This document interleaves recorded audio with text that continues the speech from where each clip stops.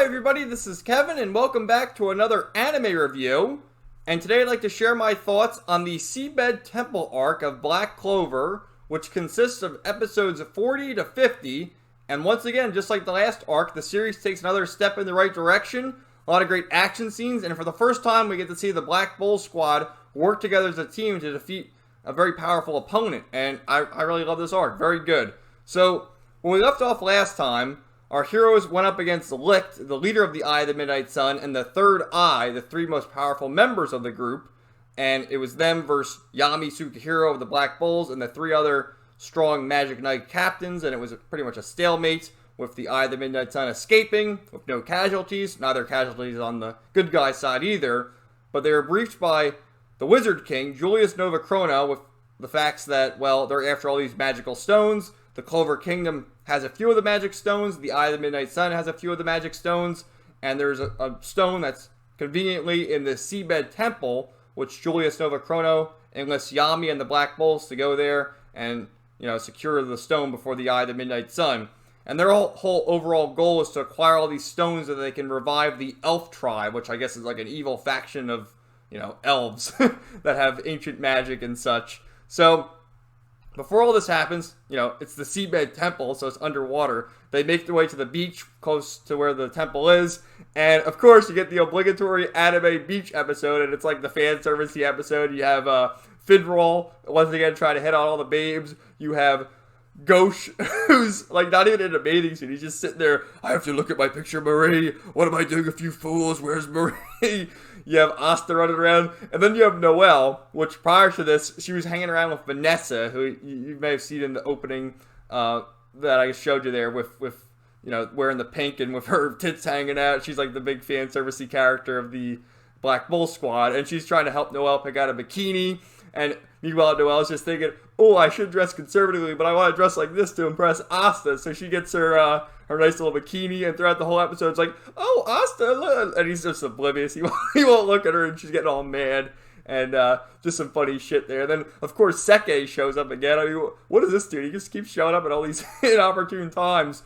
And he's doing the ha-ha thing. Ha-ha, trying to get at the babes as well. And, of course, she just had a fun little beach fan service episode, which can't complain. It seems like pretty much every anime has them.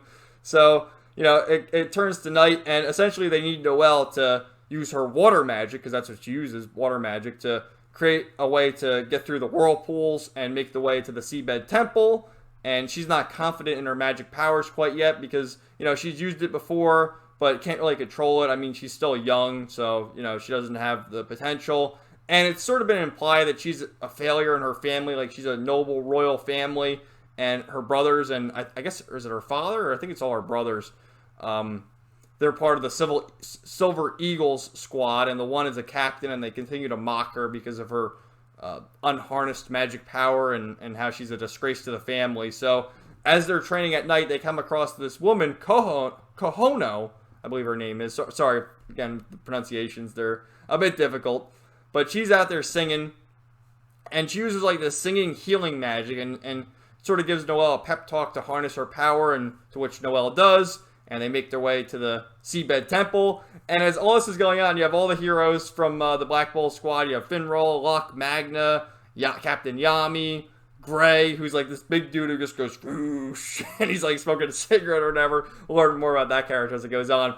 Vanessa, etc., etc. The whole squad's there. But Gordon was left behind, and like I said, he's the guy that looks like Marilyn Manson, who does the mumbling voice. He like mumbles, and you can't understand a word he's saying, and he's all upset that they left him behind. And as they're going through it, they're like, "Does anyone see Gordon? Where's Gordon?" So I don't know when he'll get his chance to shine, but he's sort of got the short end of the stick so far. He's just a weirdo, but he means well. So they make their way to the Seabed Temple, and they come across like the leader of the Seabed Temple, who says they got to compete in this game to get the magic stone. So he puts his warriors up against Yami's, and Yami has to watch as it's all going on, and he's like, oh, my wizards are all strong and they're all great. And actually the Black Bulls take him out pretty easily. I mean, you have Luck and Magna take him out, you have Asta take him out, and so on and so forth. But eventually Asta goes up against Kyoto, who is Kohono's brother, and then Noelle goes up against Kohono, and they have a little battle there. But then eventually the Eye of the Midnight Sun appears. Of course, it was a race to get the stone before the bad guys showed up. And really, the Seabed Temple people aren't really bad guys. They're just trying to do a sport, trying to have fun. And essentially, whoever wins on the Seabed Temple side will have the ability to leave the Seabed Temple whenever they see fit. I guess they're sort of trapped down there or whatever. But anyway, Vetto the Despair shows up. And let me see if I can find a picture of him, because this dude is pretty scary. And he's actually voiced by the same guy who voices Gajiel in Fairy Tail. But he shows up, and, he just does all sorts of crazy damage. He uses, like, ancient beast magic. Let's see, where the hell's his name?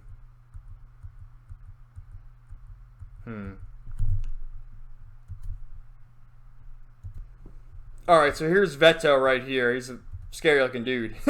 He's like this ancient demonic creature. He's part of the third eye, and of course he grows a third eye in his transformation state. So he makes quick work of this guy named Geo, who's supposedly one of the strongest members of the Seabed Temple dwellers, and easily defeats them. And then you have Magna and Luck team up to use both their fire and their lightning magic for one epic punch to Vetto, and it does nothing to him, knocks him out cold, and completely overpowers them. And well, as it continues to go on, you have Kyoto and Kohono who show up and, try to battle as well. And like I said, she has like the singing magic, and Kyoto does like this dancing magic, and Vetto actually cuts off Vetto's foot and then does like punctures Kyoto's throat so she can no longer speak or sing. And Noelle's watching this and is like, oh no, what do I do? So at this point, she like breaks through and is able to use her magic powers and uses the Sea Dragon's Roar, which is like this crazy ass move that she uses, the water magic, and actually cuts off Vetto's arm. And that's when he goes through his transformation. The third eye grows, and shit's about to get real. So while all this is going on, Yami is there with the elder from the Seabed Temple, and he's trapped there and can't escape because, like I said, Vetto didn't come alone. So there's other Eye of the Midnight Sun cronies, and one of them is using spatial magic to keep Yami from escaping. And Yami's getting like, oh, I gotta get out of here, I can't get out. So he's got to watch as all his, his guys are doing it to no avail. And then Asta shows up, tries to do battle, and it's Vetto against Noelle. And then as Asta's lying on the ground, is able to make a last stand and block Vetto's attack he uses like ancient beast magic, and he blocks the attack of his sword, and is able to defend for a little bit. So it cuts to all the other side characters as they're doing their battles and battling Eye of the Midnight Sun people. You have Ghosh and Charmy teaming up, and then eventually Gray, the big guy who goes whoosh, he transforms into a girl with like blue hair, and I'm so nervous to look at me.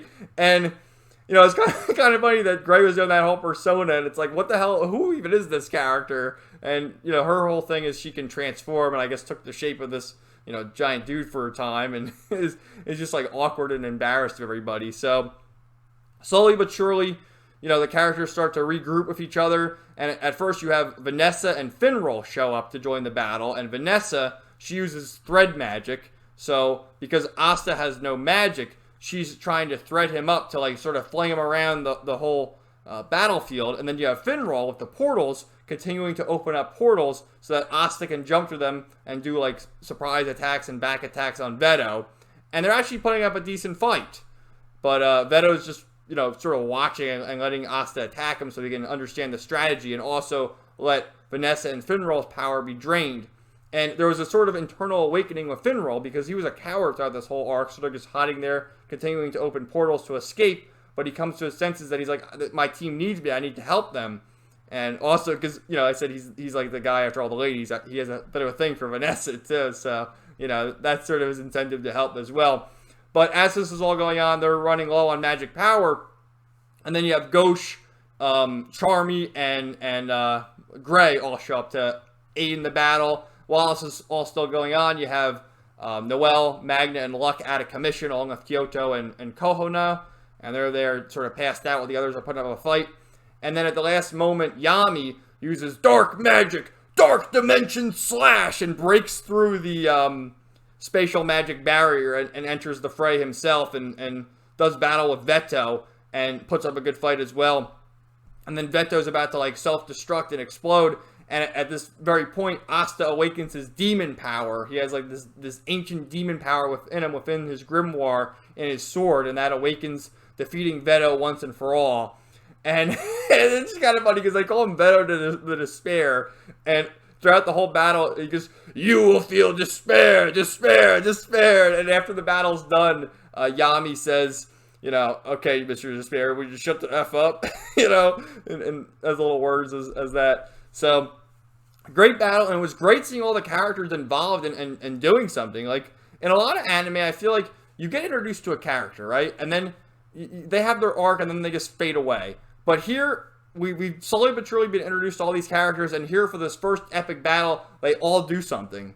And it was great seeing that, particularly seeing Vanessa and Finral helping Asta. Of course, Yami is like the OP character who's going to show up at the last minute to give the pep talk and the needed strength that they need. And then seeing Noelle finally awaken her magic and, you know, blast Vetto's arm off. I mean, he had awakened him to his transformation mode, but she did some damage, and it was a great moment seeing that. And then as it ended, you know, you have Kyoto has like a prosthetic leg now, and Kohona can't talk or sing. She's like has a croaky voice, but eventually sings a little tune to sort of say that she's gonna recuperate and hopefully get well and be able to sing again. So there's some hope there. And then the elder gives them the stone, and they send them on their journey.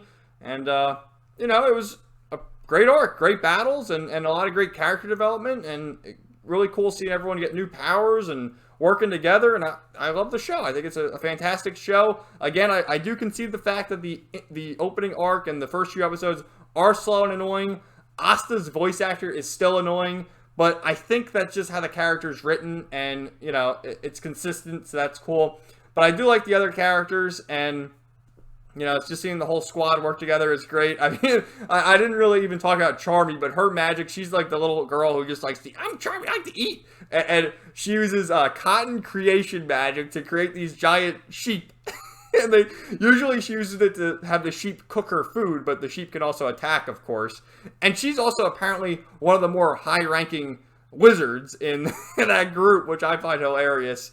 And then the elder wizards, the two ones that had the most impact were Finral and Vanessa. I think they're the older ones on the squad, whereas, you know, Luck's younger. Magnus is a little bit of an older wizard as well, because Finral, you know, him being the coward, he constantly reminds her, when I'm the elder, I'm your superior. That's what he says. I'm your superior. So, and then while all this was going on, too, it would continually cut to the beach. Like, remember how I said Seke was on the beach doing his haha thing? And he was on the beach like, haha, how do I get to the Seabed Temple? Haha. It's like, dude, what the fuck is this guy's problem? But I do laugh every time I say him, so I gotta admit that. But anyway, thank you all for watching. Let me know your thought in the comments down below, and stay tuned for more videos and my continued coverage of Black Clover. So, have a great day, everybody.